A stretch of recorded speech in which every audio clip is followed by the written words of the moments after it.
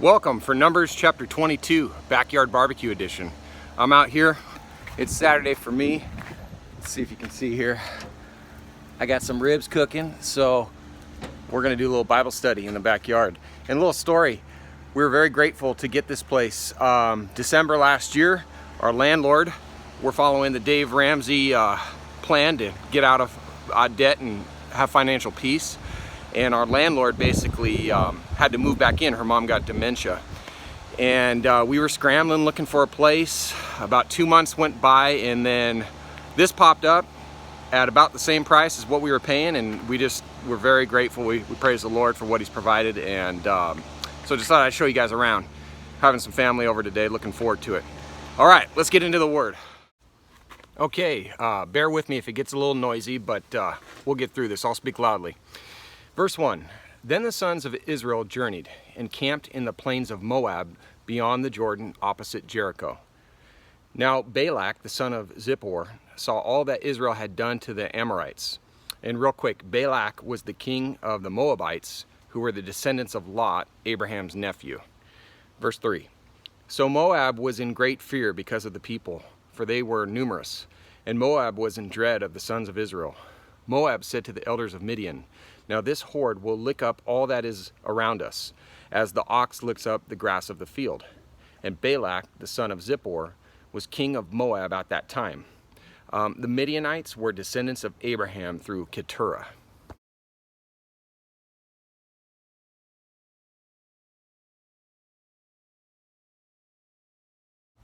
Verse 5, So he sent messengers to Balaam, the son of Beor, at Pethor, which is near the river, in the land of the sons of his people, to call him, saying, Behold, a people came out of Egypt. Behold, they cover the surface of the land, and they are living opposite me. Now, therefore, please come, curse this people for me, since they are too mighty for me. Perhaps I may be able to defeat them and drive them out of the land. For I know that he whom you bless is blessed, and he whom you curse is cursed. Balaam, as we'll find out, was a wicked pagan prophet.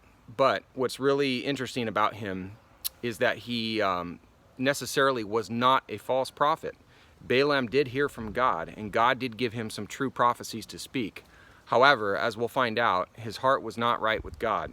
And yet, as always, God was in full control of what he was doing with Balaam. And we see this in King Saul as well. Okay, verse 7. So the elders of Moab and the elders of Midian departed with the fees for divination in their hand. And they came to Balaam and repeated Balak's words to him. Verse 8. He said to them, Spend the night here, and I will bring word back to you as the Lord may speak to me. And the leaders of Moab stayed with Balaam. Then God came to Balaam and said, Who are these men with you? Balaam said to God, Balak, the son of Zippor, king of Moab, has sent word to me. Behold, there is a people who came out of Egypt, and they cover the surface of the land. Now come, curse them for me. Perhaps I may be able to fight against them and drive them out. God said to Balaam, Do not go with them. You shall not curse the people, for they are blessed. Verse 13. So Balaam arose in the morning and said to Balak's leaders, Go back to your land, for the Lord has refused to let me go with you. The leaders of Moab arose and went to Balak and said, Balaam refused to come with us. Then Balak again sent leaders, more numerous and more distinguished than the former. They came to Balaam and said to him, Thus says Balak the son of Zippor, Let nothing, I beg you, hinder you from coming to me, for I will indeed honor you richly, and I will do whatever you say to me. Please come then, curse this people for me. Balaam replied to the servants of Balak, Though Balak were to give me his house full of silver and gold, I could not do anything, either small or great, contrary to the command of the Lord my God. Well, at least he got that right. Verse 19. Now please, you also stay here tonight, and I will find out what else the Lord will speak to me. God came to Balaam at night and said to him, If the men have come to call you, rise up and go with them, but only the word which I speak to you shall you do. So Balaam arose in the morning and saddled his donkey and went with the leaders of Moab. Verse 22. But God was angry because he was going, and the angel of the Lord took his stand in the way as an adversary against him. So even though God had given Balaam permission to go, he knew that his motive was not right. Balaam's desire was to return to Balak to collect his wealth. All right, now he was riding on his donkey, and his 2 servants were with him. When the donkey saw the angel of the Lord standing in the way with his drawn sword in his hand, the donkey turned off from the way and went into the field. But Balaam struck the donkey to turn her back into the way. Then the angel of the Lord stood in a narrow path of vineyards, with a wall on this side and a wall on that side.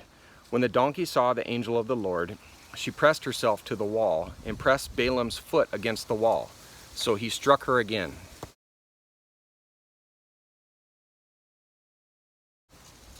Verse 26. The angel of the Lord went further and stood in a narrow place where there was no way to turn to the right hand or left. When the donkey saw the angel of the Lord, she lay down under Balaam. So Balaam was angry and struck the donkey with his stick. And the Lord opened the mouth of the donkey. And she said to Balaam, "What have I done to you, that you have struck me these 3 times? Then Balaam said to the donkey, "Because you have made a mockery of me, if there had been a sword in my hand, I would have killed you by now." The donkey said to Balaam, "Am I not your donkey on which you have ridden all your life to this day? Have I ever been accustomed to do so to you?" And he said, "No." All right, pause real quick. So obviously this is a supernatural miracle, similar to the serpent in the Garden of Eden, but this time the Lord himself was enabling the donkey to communicate. We've seen plenty other miracles already, so this should come as no surprise. Verse 31. Then the Lord opened the eyes of Balaam, and he saw the angel of the Lord standing in the way with his drawn sword in his hand, and he bowed all the way to the ground. The angel of the Lord said to him, "Why have you struck your donkey these 3 times? Behold, I have come out as an adversary, because your way was contrary to me. But the donkey saw me and turned aside from me these 3 times. If she had not turned aside from me, I would surely have killed you just now, and let her live." Verse 34. Balaam said to the angel of the Lord, "I have sinned, for I did not know that you were standing in the way against me. Now then, if it is displeasing to you, I will turn back." But the angel of the Lord said to Balaam, "Go with the men, but you shall speak only the word which I tell you." So Balaam went along with the leaders of Balak. When Balak heard that Balaam was coming, he went out to meet him at the city of Moab, which is on the Arnon border, at the extreme end of the border.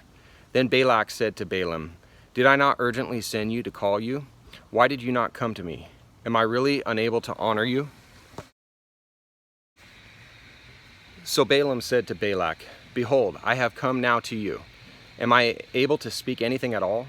The word that God puts in my mouth, that I shall speak." And Balaam went with Balak, and they came to Kiriath Huzoth. Balak sacrificed oxen and sheep, and sent some to Balaam and the leaders who were with him. Then it came about in the morning that Balak took Balaam and brought him up to the high places of Baal, and he saw from there a portion of the people. Okay guys, thank you so much. Hope you have a great day, and looking forward to seeing you soon. God bless you.